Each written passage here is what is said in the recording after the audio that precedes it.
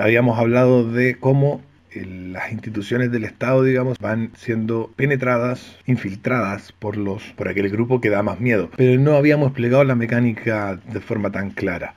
Ahora yo quiero invitarlos, me gustaría mucho que lo vieran, les voy a recomendar una entrevista que le hizo José Antonio Cast a Hermógenes Pérez de Arce. No solamente porque es maravilloso que ahí Hermógenes Pérez de Arce le dice en su cara que no apoya a su partido, sino que apoya a Fuerza Nacional, sino porque Hermógenes Pérez de Arce va a hablar una y otra vez del miedo, va a hablar de esto que estamos hablando. Entonces es importante que ustedes vean cómo él va mostrando cómo el miedo va de abajo hacia arriba y no de arriba hacia abajo y comienza a infiltrar a la derecha ya a finales de los años 70. El miedo promovido por parte de la izquierda a través de sus acciones terroristas y otras.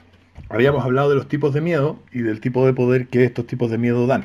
Entonces nosotros vamos viendo que cuando una minoría, cuando un grupo pequeño es lo suficientemente intolerante como para que su forma de actuar pues genere temor, genere miedo en los demás, entonces vamos a ir viendo cómo van escalando en este orden, en el mismo orden que les dimos: miedo al rechazo, miedo al ostracismo, miedo a la pobreza, miedo al desprecio sexual, miedo a la violencia física desorganizada y miedo a la violencia física organizada, van penetrando. Entonces nosotros vemos primero estos grupos que son altamente intolerantes, y lo cual no es malo, digamos, es lo que les permite, lo que les permite llegar a la instancia de poder final siendo minoría. Primero lo que hacen es, ¿no es cierto?, rechazar a todos aquellos que no piensan como él, que no piensan como ellos, rechazarlo. No solo podemos ver las feministas ya hace 5 o 6 años, si tú no eras feminista, no eras aliado o como se llame, ya empezar hace 5 o 6 años, antes de que esto se pusiera fuera, tuviera el poder que tiene ahora y la atracción que tiene ahora, si tú no eras de lo suyo, estas personas te excluían. Entonces genera primero el rechazo. Luego, cuando lograban, ¿no es cierto?, el control de un ámbito social, generaban ostracismo, rechazar a una persona en un ámbito más amplio. Luego, si lograban tener acceso a la posibilidad de ver inversiones o trabajo, entonces, ¿no es cierto?, utilizaban el miedo a la pobreza.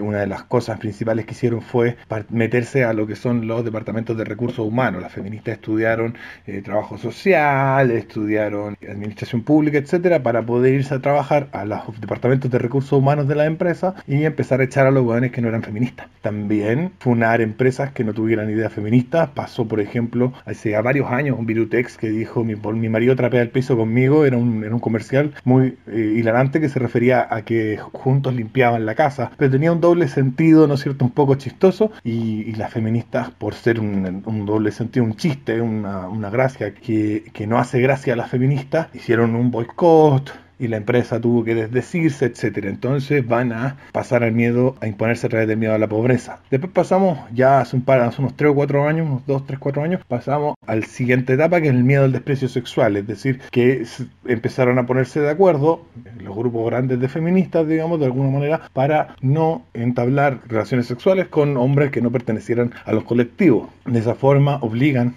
a los hombres a participar de los colectivos, porque ya ellas alcanzaron una masa crítica que les permite, ¿no es cierto?, que el hombre que no esté de acuerdo con ellas no acceda ideológicamente a su postura, disminuye sustancialmente sus posibilidades de conseguir pareja, y por lo tanto eso genera, ¿no es cierto?, obliga a la persona a esto. Después viene la violencia física desorganizada. Comenzaron lo que son las funas, eso lo vimos ya a partir del año antepasado, ya se vio fuerte las funas, la persecución. Estamos poniendo como ejemplo el movimiento feminista. Esto lo podemos hacer con cualquier grupo y deberíamos hacerlo nosotros. Empezaron las funas, la persecución, ¿no es cierto?, a todo aquel que dijera algo, ir a su casa, gritarle cosas, etcétera, bla, bla, bla. Luego viene la violencia organizada, la batería de leyes feministas y de género que se han estado aprobando en los últimos 2 años. Entonces vemos cómo esto va tomando una progresividad. ¿Por qué ocurre esto? Como vemos, cada una de estas cosas, cada uno de estos miedos que se van generando con cada una de estas actitudes, van llevando a que las personas que participan de este aparato público que habíamos hablado, ¿no es cierto?, que tiene todas estas bolsas cancerígenas, ¿no es cierto?, tengan que operar en este código para evitarse problemas. También las empresas, pero principalmente el Estado. Entonces, las personas que van ingresando o bien son de este colectivo o bien son personas que prefieren no tener problemas con este colectivo. Esto pasa en las universidades, en todos lados. Fíjense lo que pasó con el profesor Rojas en la Católica. Entonces ese es el mecanismo, ¿ya? Por si no había quedado claro, hago un pequeño repaso y una pequeña explicación al respecto. Entonces tenemos más o menos claro el asunto. Las sociedades humanas son sociedades que se rigen en función de la violencia y el miedo, que dan poder a una autoridad que impone un marco normativo, ¿no es cierto?, en el cual el que no lo cumple, ¿no es cierto?, tiene que tener miedo porque va a ser víctima de la violencia en todas estas formas que explicamos. Y por lo tanto, si el ser humano tiene esta característica inevitablemente como parte de su naturaleza biológica, y aquí es donde Los liberales van a decir, no, los seres humanos pueden construir una sociedad tolerante, podemos construir, no se ha dado, cuando se ha dado ha sido muy temporal y algún grupo descubre cómo hackear el sistema, ¿no es cierto? Se pone más intolerante y termina venciendo y imponiéndose. Por lo tanto, no creo que eso sea posible, digamos. Yo veo que el ser humano está condenado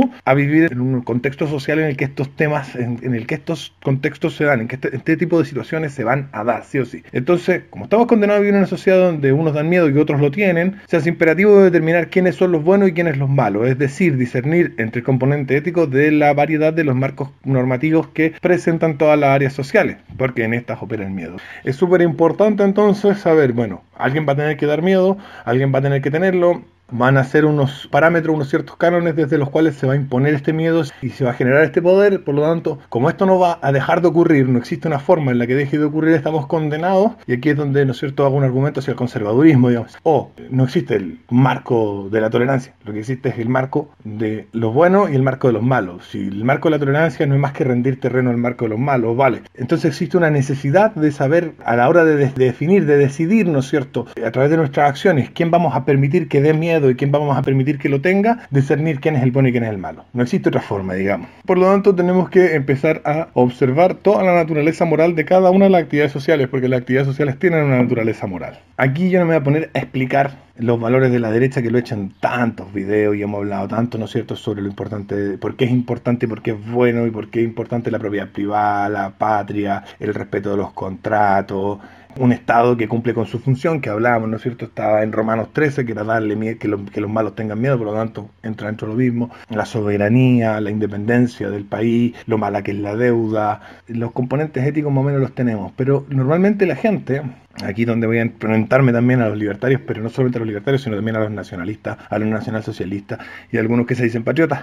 Hay gente que dice, puede uno ser no de izquierda ni de derecha. Entonces vamos a explicar esto porque es súper importante. El ser humano está condenado a tener dos tipos, no dos marcos normativos estrictamente delimitados, sino dos tipos de marcos normativos. ¿Por qué? Y uno se llama izquierda y el otro se llama derecha. El nombre viene de la Revolución Francesa, pero la forma de articular y la forma de entender el mundo que involucran estos dos tipos de ideas, son tipos de ideas, está inserta en nuestra biología. Hoy en día se hacen experimentos como predecir si alguien es de derecha o de izquierda, y hay experimentos relacionados con, por ejemplo, el asco. Se ha estudiado y se ha descubierto que las personas que son más sensibles al asco, que tienen una sensación de asco más aumentada, son personas que tienen pensamiento más de derecha. Y las personas que tienen poco asco, que no sienten asco cuando ven algo que debería darte asco, son personas que están ligadas a pensamientos más de izquierda. Otras correlaciones que se han encontrado, por ejemplo, con creatividad, con conciencia. Las personas de derecha tienden a ser personas más conscientes, trabajadoras, ordenadas, etcétera. Las personas de izquierda tienden a ser personas más creativas, más abiertas, que se dedican a buscar lo nuevo. Pero hay una cosa previa, ¿no es cierto? En la psicología evolutiva se ha estudiado mucho esto del instinto básico que tienen todos los animales de pelear o escapar. Y cómo en el ser humano esto se va a manifestar de formas mucho más múltiples y complejas, dado que somos una especie mucho más compleja. En el caso de que el ser humano, por ejemplo, una tribu de seres humanos, se encuentra con otra tribu de seres humanos, hay dos opciones y las dos son buenas. Por ejemplo, juntarse porque aumenta el pool genético, disminuye la posibilidad de enfermedades genéticas al aumentar el pool genético, porque pueden tener bienes que tú no tienes para comerciar con los que tú tienes y ellos no tienen, porque mil cosas. Pero también está la otra opción. No nos juntemos con ellos porque podrían, por ejemplo, ser gente violenta, porque podrían, por ejemplo, tener enfermedades